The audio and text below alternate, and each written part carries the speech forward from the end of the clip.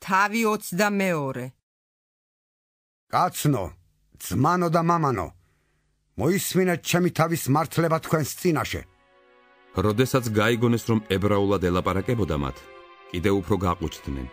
მან თქვა: მე ვარ იუდეველი კაცი, კილიკიის ტარსუსში დაბადებული, ამ ქალაქში გამალიელის ფეხებთან აღზრდილი, ზედმიწევით განსწავლული მამების რჯულში, ღვთისთვის მოშურნე, როგორც თქვენ ხართ დღეს ყველანი. სასიკვდილოდ ვდევნიდი ამ გზაზე დამდგართ, ბორკილებს ვადებდი და საპყრობილეში გადავცემდი როგორც მამაკაცებს, ასევე ქალებს. ამაში მღვდელმთავარის დამემოწმება და უხუცესთა მთელი საბჭოც. მათგან წერილებიც მივიღე დამასკოში მყოფი ძმებისთვის და წავედი, რომ იქაურები მომეყვანა იერუსალიმში დასასჯელად. მოხდა ისე, რომ როცა მივდიოდი და უახლოვდებოდი დამასკოს, შუადღისას უეცრად ძლიერმა ნათელმა მომიცვა ზეციდან. დავეცი მიწაზე და მომესმა ხმა, რომელიც მეუბნებოდა: საულ, საულ, რად მდევნი მე? მე მიუგე, ვინა ხარ უფალო?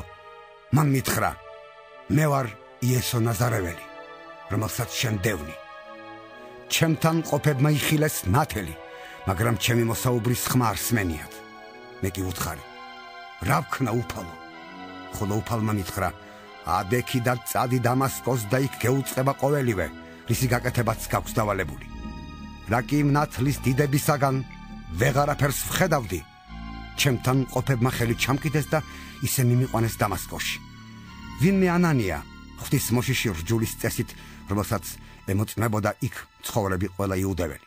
მოვიდა ჩემთან, მომიახლოვდა და მითხრა: ძმაო სავლე, აგეხილოს თვალი. და მე იმ ჟამსავე დავინახე იგი. ხოლო მან მითხრა: ჩვენი მამების ღმერთმა წინასწარ დაგნიშნა შენ, რომ შეიცნო მისი ნება, დაინახო მართალი და ისმინო ხმა მისი ბაგიდან, რადგან შენ იქნები მისი მოწამე ყველა ადამიანის წინაშე იმის გამო, რაც ნახე და მოისმინე. ახლა რაღა დაყოვნებ? ადექი, მოინათლე, ჩამოირეცხე შენი ცოდები და მოუხმე უფლის სახელს. როდესაც იერუსალიმში დავბრუნდი და ტაძარში ვლოცულობდი, აღტაცებამ შემიყვანა.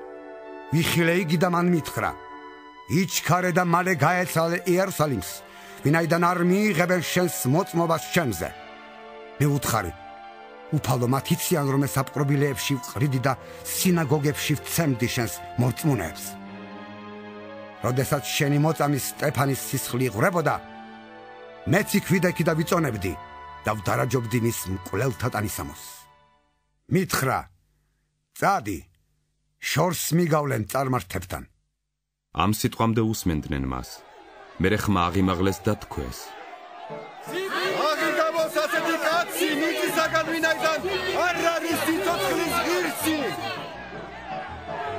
როდესაც ისინი ყვიროდნენ, ტანისამოს იგლეჯდნენ და ჰაერში მტვრის კორიანტელს აყენებდნენ, 1000-ის თამვა ბრძანა ციხესიმაგრეში შეეყვანათ იგი და უთხრა მათ: შოლტის ქვეშ დაეკითხათ, რათა გაეგოთ რისთვის ყვიროდნენ ასე მის წინააღმდეგ. მაგრამ როდესაც გაჭიმეს ღვედებით, პავლემ უთხრა იქვე მდგომ 100-ის თავს: რა უფლება გაქვთ, რომ განუკითხავად გაშოლტოთ რომის მოქალაქე? ეს რომ 100-ის თავმა გაიგო, მივიდა 1000-ის თავთან და მოახსენა და უთხრა: რას აპირებ? რომელი ყოფილა ეს კაცი? მივიდა 1000-ის თავი და უთხრა მას: მითხარი, რომაელი ხარ? მიუგო. კი, 1000-ის თავმა უპასუხა: მე დიდი თანხით მოვიპოვე ეს მოქალაქეობა.